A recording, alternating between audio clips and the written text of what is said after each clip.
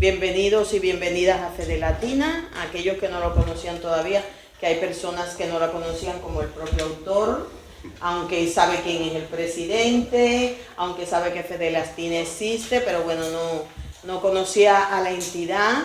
Se ha asombrado de ver esta entidad tan grande. Bueno, esta entidad cumple 20 años este año.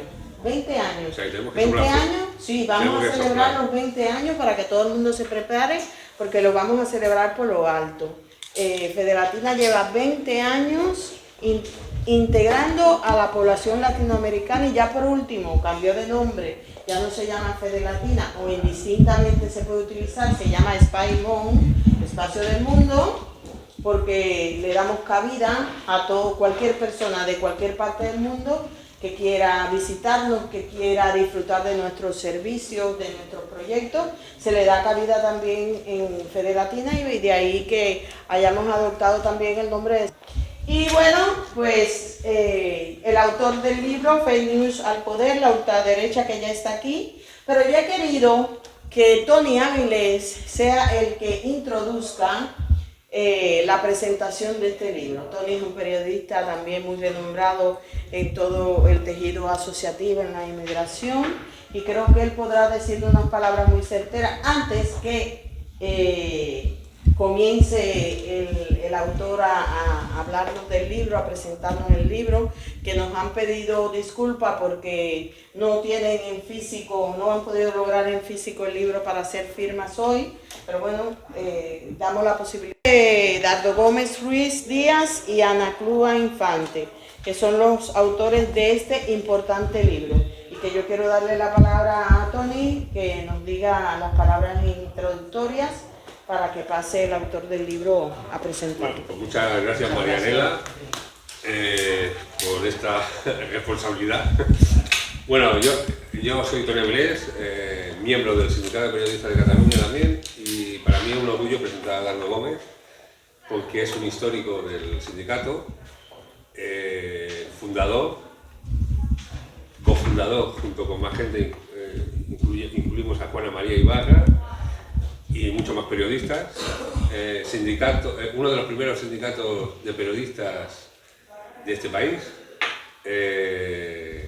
orgulloso yo de pertenecer a él y de tener al lado a uno de los fundadores, siendo él presidente del sindicato y también presidente de la FES, la Federación Española de Sindicatos de Periodistas. Su labor periodística es muy amplia, no voy a hablar de esa amplitud tan grande, sino del esfuerzo que ha hecho por el sindicalismo a nivel laboral y por la lucha del derecho a la información, que es una de sus grandes obras y su fuerza, entre otras muchas más cosas. De la coautora no puedo hablar porque no me lo he podido preparar, lo siento mucho, como me han cogido así, pero de él sí, y nada, yo creo que el libro es muy necesario como periodista, teniendo en cuenta que la fake news es un pozo de distorsión de la realidad que hay que combatir. Este libro creo que es muy necesario, sobre todo que la gente lo lea, sobre todo para reflexionar sobre lo que está viendo, porque principalmente visual. La fake news ahora mismo es un mundo visual y la mayoría de la población no tiene ningún tipo de reflexión ni crítica. Entonces, yo creo que este libro, espero que comente él por qué ha hecho este libro. Entonces, yo le doy la palabra ya a él para que presente el libro. Gracias, Tony. Bueno, los libros se hacen porque tienes ganas de hacerlos. Esa es la realidad, ¿no? Llega un día que dice, bueno, aquí está pasando algo y se me ocurre que tengo algo que decir. Ahora que este libro no va a tener un recorrido al uso, porque hemos decidido que la presentación del libro no va a ser ni universal ni magna, sino que la idea es hacer una presentación por colectivos. ¿Cómo elegimos los colectivos para la presentación? Por saber cuáles son los colectivos odiados por la ultraderecha. Este pretende ser un libro de amor, pretende ser un libro contra la crueldad. Y en estos momentos políticos, la crueldad es la ultraderecha. Los inmigrantes, en este caso, pues yo elegí, por ejemplo, son inmigrantes latinos, pero pueden ser inmigrantes de cualquier continente y de cualquier etnia, pero son uno de los objetivos sobre los cuales la ultraderecha más miente y más fake news se hace. Esta mañana yo, que tengo un riñón importante para aguantar sandeces, recibo. No estoy en las redes, pero bueno, tengo mi truquillo para que me lleguen. Y esta mañana había varios fake news, son los que salen cada día 10, 15, como los inmigrantes están colapsando, los CAPs. Como una musulmana, ponen musulmana porque no importa, la confusión de ponen sudamericano, para hacer no es lo mismo sudamericano que argentino, que colombiano, que mexicano. Es decir, no es importante. Lo importante es que siempre haya algún tipo de colectivo distinto al nacional al que se le puede echar la culpa de algo. Entonces, esta mañana uno era sobre una señora marroquí o parecía, que había ido a un CAP y que es mentira, no existe esta persona, se inventan, ¿no? Un motor de pensiones, y que entonces 4 o 5 líneas de que discutía la señora por el precio o si tenía dinero o si no iba a tener dinero para pagar el medicamento que le tocaba. Lo importante no era el que lanzaba, eran luego las respuestas, el hilo que se hacía en la red, ¿no? Y cómo cada uno iba agregando, por ejemplo, que por qué le teníamos que dar remedios a los inmigrantes ilegales y pagarlo con nuestro dinero. Otro decía de que esto solamente pasa en España, porque en otros lugares los echan, y bueno, una cantidad de sandeces, pero no porque sean sandeces, no son peligrosas, son muy peligrosas. Es decir, el colectivo inmigrante es uno de los que está demonizado. Y yo le comentaba a alguien, yo no discuto con la ultraderecha. No porque lo menosprecie, que también es verdad, pero intelectualmente sí, intelectualmente sí. Individualmente no menosprecia ningún ser humano, pero intelectualmente sí, porque no se puede discutir con la ultraderecha, porque nada de lo que dice tiene un rigor intelectual ni científico. Es decir, un colectivo de gente que se ha juntado, como decía mi madre, Dios los cría y el viento los amontona, porque no sabe por qué están todos juntos, y que de repente pueden negar que el mundo sea redondo, defender el mundo plano, negar el rigor científico de las vacunas y lanzar como una cosa a la cual mucha gente se puede coger: todos los políticos son corruptos y hay que arrasar con el Estado. Claro, no hay otra cosa que te pueda proteger en tu país más que el Estado. El Estado es el único que tiene capacidad para generar protecciones para sus ciudadanos. Claro, pero todo eso es una gran falsedad. Ninguno de ellos va a terminar con el Estado. Lo que van a hacer es generar un mundo neoliberal, anarcoliberal, como se inauguró ahora en Argentina esta frase, donde siempre podamos tener un culpable para nuestras frustraciones. Pero no, eso se vende como que les estamos regalando la labor que no quieren hacer los europeos y por el cual le pagamos migajas. Y este mensaje no es muy debatible. Primero porque hay cosas que son muy concretas y que están asimiladas ya legalmente en Europa. No de ahora, desde el siglo pasado, desde el final de la Segunda Guerra Mundial. Todos los seres humanos, incluidos los sudamericanos, tienen derecho a moverse por el mundo como se les dé la gana. Y sin pedirle permiso a nadie para moverse. Las administraciones pueden generar todas las normativas, algunas de las dictatoriales. Cualquier ser humano tiene derecho a ir a trabajar donde encuentre trabajo, que ya es una tarea encontrarlo. Pero donde encuentre. Y además, todos los seres humanos tienen derecho a ir al lugar donde consideren que les conviene para vivir mejor, para donde crean que pueden ser más felices, donde puedan estudiar cosas que a lo mejor en su país no puede estudiar, o sí, pero cree que... A ver, el ser humano se ha generado así en el mundo. La defensa de los derechos humanos no pueden ser debatidos ahora, más, casi 100 años después, que volvamos a poner encima de la mesa si la gente puede moverse por el mundo o no. Sí, hay motivaciones por razas, cuando la primera razón por la cual esto no se puede ver es porque no existen las razas. Es decir, vamos a discutir sobre algo que no existe. El tema es rescatar algunos valores inexistentes. Y ese valor inexistente, cuando te hablan, por ejemplo, de que no hay que creer en el Estado. Claro, no hay que creer en el Estado por la gente que se junta dentro de un espacio geográfico, genera algún tipo de cultura, se junta como si otra vida. ¿Con qué se respalda? ¿Con qué se reemplazo al Estado? El Estado es discutible, porque el Estado puede ser de muchas formas. Un Estado puede organizarse como una monarquía,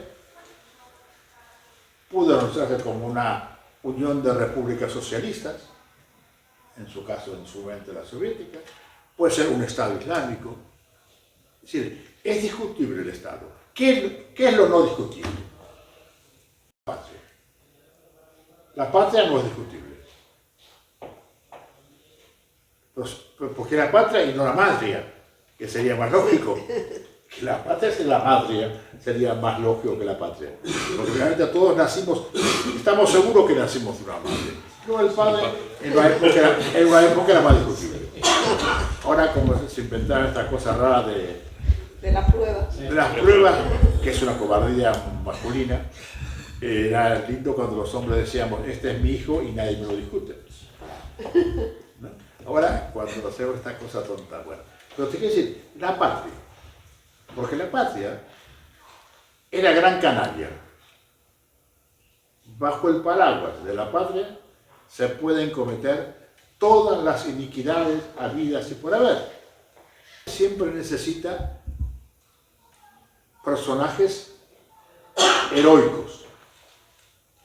Entonces, por ejemplo, hace falta un general importante, hace falta un presidente iluminado, hace falta gente que hizo maravillas, que luego cuando vas a la historia son todas mentiras. Nadie hizo nada de lo que dicen que hicieron. Pero, por ejemplo, en este caso, en España, por ejemplo, se ha vendido, Vox, en el caso concreto, que es la ultraderecha española, se está vendiendo la conquista de México como una heroicidad, como algo, se le ha vendido a la gente de que le hemos llevado una fe religiosa, como si ellos no hubieran tenido una, o dos, o tres, no importa cuántas veces religiosas se podrían tener, pero seguramente la gente que estaba allá esa América que descubrieron ya la conocían. No hacía falta que les fueran a descubrir América, ellos ya sabían que estaba en América. Bueno, todo eso es lo que hace el conjunto de la patria. Generar una cantidad de gentes, supuestos bienes culturales, y ahí viene el tema. ¿Qué hace que de repente seamos mejores que los otros? Si nosotros le enseñamos a los americanos de lo que es la religión, somos mejores que los americanos. Si nosotros le enseñamos a los africanos que había otra organización social, no es que no tuvieran ellos la suya, ellos ya tenían la suya, pero le implantamos una. Y para implantarla, a veces la gente no se quiere dejar que le implanten una cultura nueva. Bueno, los hemos matado, los hemos dejado, les hemos hecho de todo a todas las otras civilizaciones.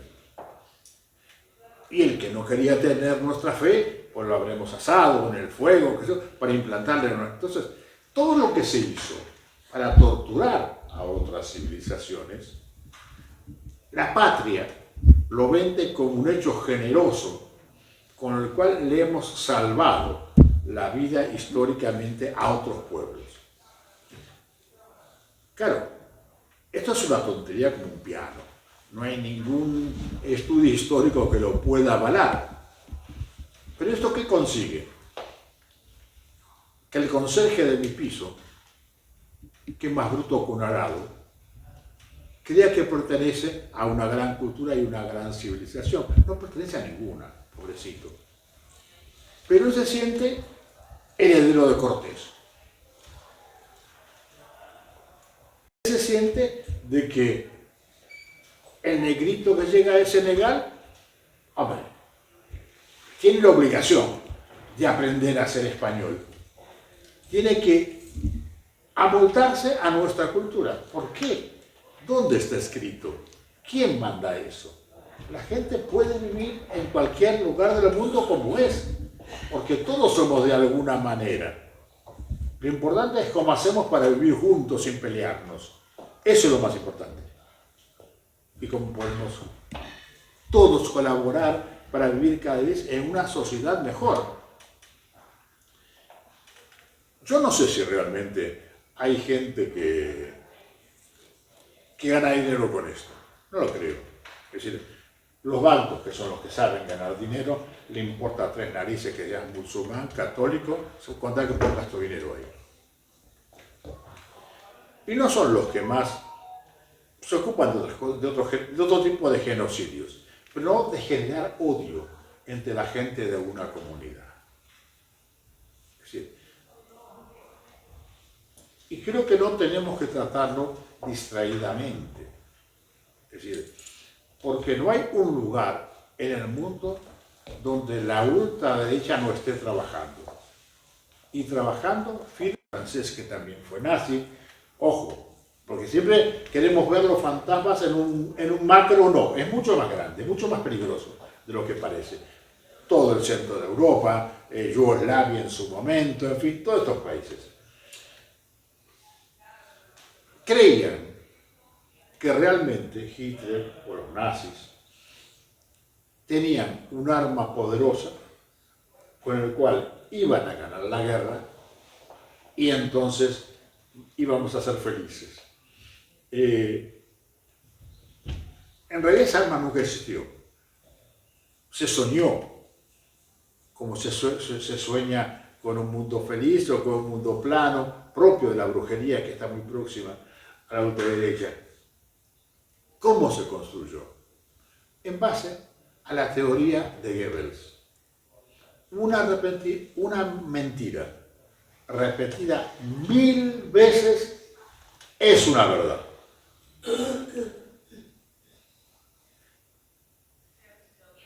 Y cuesta mucho responder a una mentira. Si yo acá en este momento, a veces lo vemos en una tertulia, hay un señor sentado aquí que sabe que respiramos oxígeno.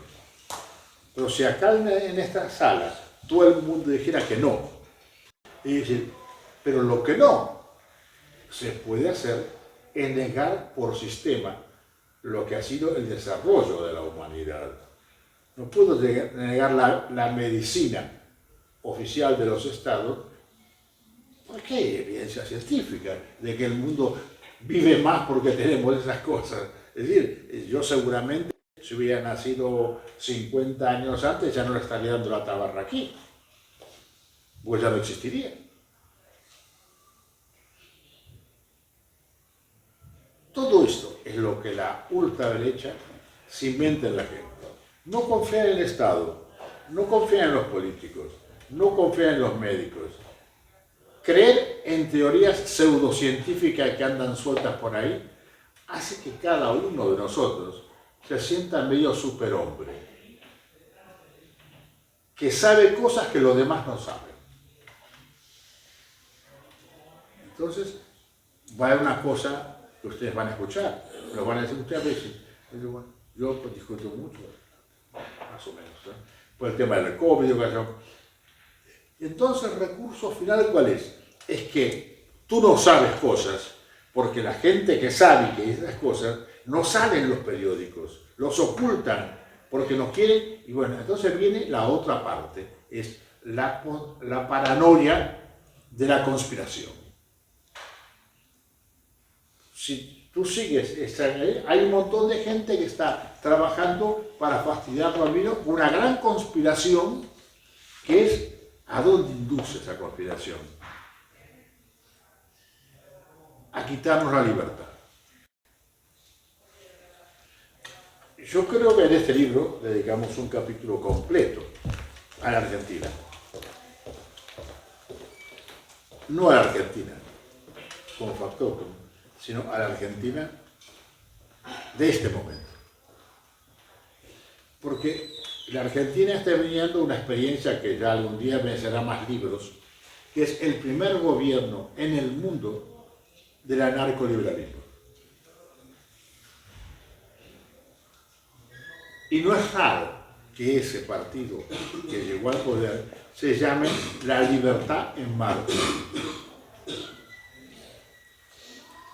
¿De qué libertad estamos hablando? De la libertad individual, a la cual podemos colocar por encima de la libertad social, de la libertad colectiva. La podemos colocar por encima de la cooperación, la podemos colocar por encima de la solidaridad, de la ayuda a los pobres, de la ayuda a los damnificados, porque el lenguaje de gran parte de los argentinos hoy, cuando se está despidiendo miles de personas de la administración pública y de otros lados, ¿cuál es el pretexto? Hay que leer los fake news en Argentina.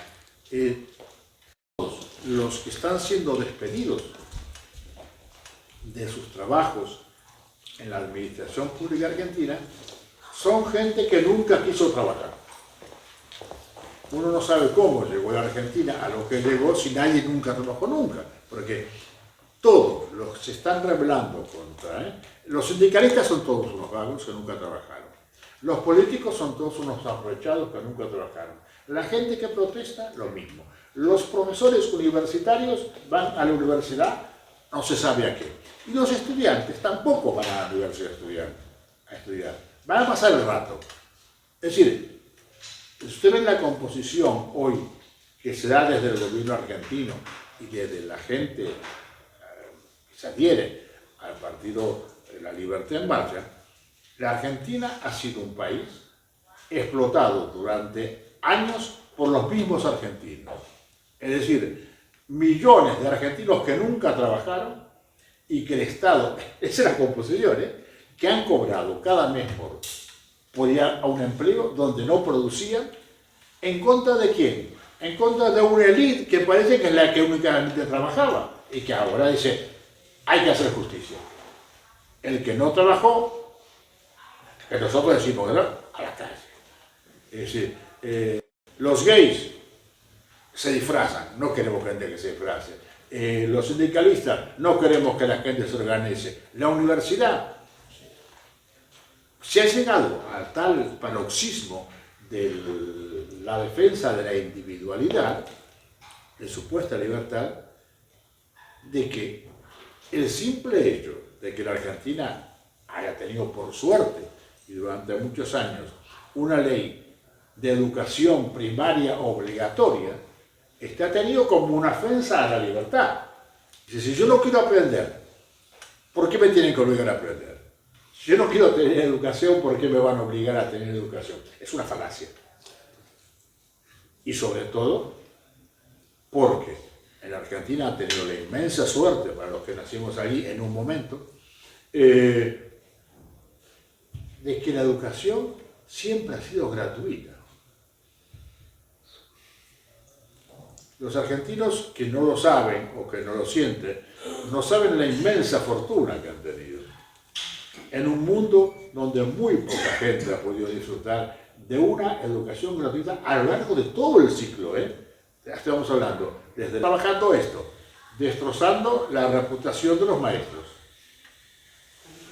destrozando la reputación de los profesores, señalando que son todos unos vagos que tienen privilegios porque de repente en su conquista, en un momento, hace ya muchos años, casi a principios del siglo pasado, se generó la independencia universitaria, donde la policía no podía entrar a la universidad si el rector no lo autorizaba.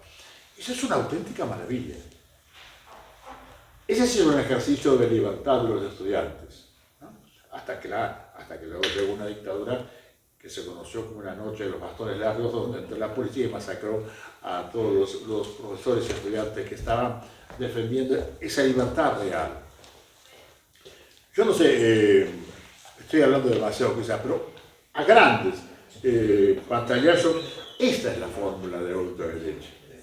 Entonces, como se dice en la Argentina, y algunos argentinos explican, y algunas gentes por acá que escucha y lee dicen, lo que pasa es que cuando la gente está desesperada, se abrazan a... Lo que pasa es que hay el gran factor de dinámica de la ultraderecha es la incultura y la falta de memoria. Nadie, sinceramente, puede negar lo que ha sido el franquismo en España. Nadie puede negar las cárceles repletas de gente. Nadie puede negar, no hablo de la guerra civil, ojo. Ya sé que en la guerra civil pasan cosas muy desgraciadas. No, hablo de la represión después de la guerra civil, cuando ya la guerra había sido ganada por el bando franquista.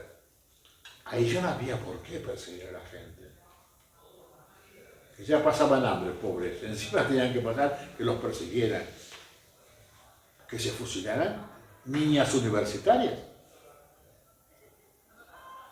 Que se persiguieran a las mujeres separadas.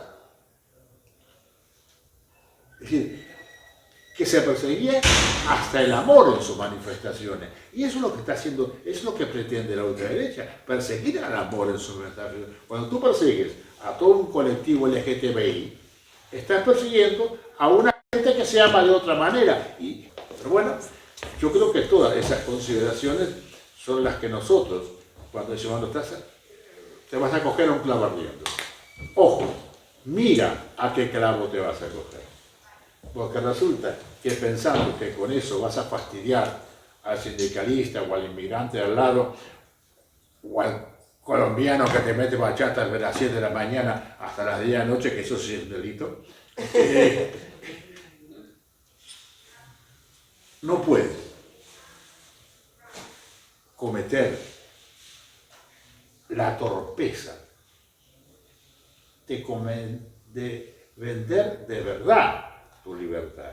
Tu libertad es expresarte, tu libertad de amar, tu libertad de educarte. Es decir, yo creo que algún día se analizará, que decía recién, pero el espejo de la Argentina es un espejo maravilloso. Estamos frente a un espejo que nos está mostrando la crueldad de la que es capaz la ultraderecha, que en Europa oculta sus intenciones. No vais a encontrar ningún partido de ultraderecha que explique cuáles son sus intenciones económicas. Y porque además, en los lugares donde ya está, por ejemplo, el gobierno de Orbán. El gobierno de Orbán subió, alcanzó el poder con su fake news contra los inmigrantes y diciendo de que lo primero que iba a hacer era echar a todos los inmigrantes ahora ha entrado en una etapa de desarrollo económico y está importando inmigrantes. Son los sindicatos ahora los que dicen no queremos más inmigrantes porque los inmigrantes están ganando más dinero que ellos. Han tenido que hacer un contrato internacional, vienen con el mismo sueldo que ellos, pero además el Estado les tiene que pagar la vivienda. Es decir, que todo es mentira. Ante esto, la semana pasada, sigan lo que va diciendo la Unión Europea. La Unión Europea está hablando que hacen falta millones de inmigrantes en Europa. Si no, no está garantido el bienestar social en Europa, si no hay más inmigrantes. No hay más gente que trabaje en un país donde cada vez el crecimiento demográfico es cada vez menor. Si cada pareja tiene un hijo, así que cada pareja se achica al 50% para las generaciones futuras. Si con 2 mantenemos el estándar, si tenemos 3 o 4 ya vamos mejor, pero si solamente tenemos 1, vamos laminando la población europea. Pero entonces, ¿qué ocurre? La ultraderecha dice que este es un plan, ahí viene la paranoia, ¿no?, conspirativa, es un plan de la Unión Europea que está lleno de traidores judíos y comunistas para desertizar Europa y llenarla de inmigrantes magrebíes esto es una locura total. Es decir, que podemos, si no tenemos cuidado, si no obramos prudentemente, podemos caer en manos de estos locos. Y donde están actuando, vemos que las cosas no van mejor. Toda la economía de ellos es un auténtico desastre. Esta era la intención del libro. Lo hemos probado, puede ser que esté mejor o peor escrito, pero no era la intención hacer literatura. No era la intención hacer literatura. Yo era una intención totalmente política, de dirigirnos a la gente, insisto con mi primera palabra, con un mensaje de amor. En un mundo donde estamos primando la crueldad, alguien tiene que decir, empecemos a querernos un poquito. No tengo por qué pegarle a un pobre porque no tiene donde dormir, porque es la otra parte de la ultraderecha, en este caso es el odio al pobre. Es decir, el pobre tiene la culpa de ser pobre, por Dios. Hace mucho que está analizado eso en el capitalismo, el conocido capitalismo, y bueno, los pobres son pobres por una cantidad de coordenadas. Y pues también que sean pobres, muchos de ellos, por responsabilidad suya, porque no han sabido vivir, porque se han comprometido, porque han caído en enfermedades, porque han caído en drogadicciones. Pero eso no es un permiso para odiarlos. Más bien sería un permiso para ayudarlos, si podemos salir de eso. La gente que duerme en la calle no duerme en la calle porque estén más fresquitos. Es decir, es muy cruel. Entonces, claro, ese mensaje de crueldad, de perseguir a todo el que de alguna manera no se acomoda a la sociedad. Pensamos nosotros, yo y mi compañera Ana Cuba, de que eso lo tenemos que eliminar. Y sobre todo tenemos que tener mucho cuidado, porque todos nosotros tenemos la rata del nazismo adentro. Esto lo había analizado Albert Camus hace muchos años en un libro que se llama La peste. Él ubica una peste, que es la peste bubónica, la peste de las ratas, ¿no?, en la ciudad de Tánger. Y empiezan a aparecer las ratas. Y la gente dice, bueno, una rata más o menos. Siempre ha habido ratas. hasta que las ratas crecen y están enfermas y cada vez hay más gente que se muere de peste. Y Camus dice, y la gente no se da cuenta, la gente seguía caminando, haciendo negocios, yéndose a la playa, nadie se daba cuenta que las ratas se estaban apoderando de la ciudad. Querían seguir viviendo felices con una ciudad llena de ratas, que es lo mismo que decía el pastor aquel, quería seguir siendo vivir. Entonces, nosotros tenemos reacciones. A mí, si viene un tío y me pisa un pie en el autobús, trato de decirle, Señor, no me pise. Pero la primera reacción es de sudaca de mierda, negro que porque me pisaste. Es decir, vamos a buscarle algún adjetivo, y aquí está la clave. Algún adjetivo que lo deshumanice. Si tú eres una mujer, un hombre, un niño, un anciano, eres un ser humano. Si eres un sudaca, ya no eres un ser humano. Eres un sudaca. Si eres un negrata, ya no eres un ser humano, eres un negrata. Si eres un musulmán, ya no eres un musulmán, eres un musulmán. Es decir, si yo te saco del contexto humano, no tengo ningún problema en pegarte. Porque ya no eres uno como yo. Realmente, es muy fácil odiar a los que no conocemos. Y es muy fácil atribuirle a los que no conocemos todos los pecados de la Biblia. Por eso, yo creo que la lucha contra la ultraderecha es bloquear, no tratar a la ultraderecha como si fuera una idea política, que no lo es.